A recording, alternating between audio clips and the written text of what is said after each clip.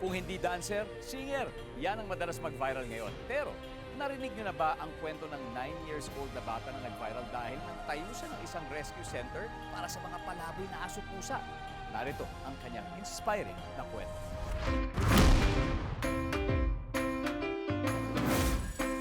Kaya mo bang mag-alaga ng mahigit 300 aso't pusa? Para sa animal lover na si Ken Amante, kayang-kaya. Bata pa lang si Ken, malapit na ang puso niya sa mga hayop. Noong siya ay 9 years old pa lang, nag-viral ang pagpapakain niya sa 3 stray dogs sa kanilang lugar sa Davao City. Their names are Whitey, Blackie, and Brownie.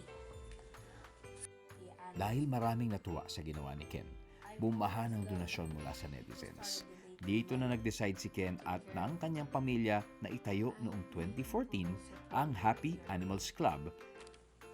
Thanks to help from people all over the world, I was able to set up a no-kill animal shelter.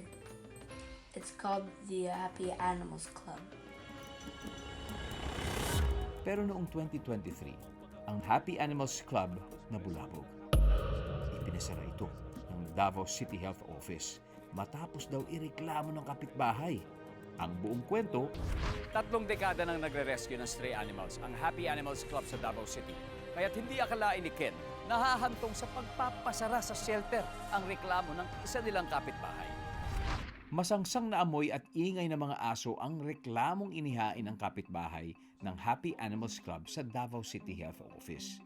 Itong naging basihan ng closure order sa pasilidad. Paano na ang mga hayop dito? Nanindigan sina Ken laban sa reklamo. Nag-upload din sila ng video para patunayang tahimik sa shelter at hindi maingay ang mga rescued animals.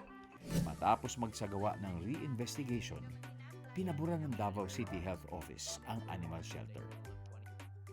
I want to thank everyone who played a role in saving the shelter. Mahigit 300 hayop na ang nasa shelter ngayon. Salamat kay Ken at sa mga tauhan ng shelter, matitiyak na laging happy ang mga rescued animals sa Happy Animals Club.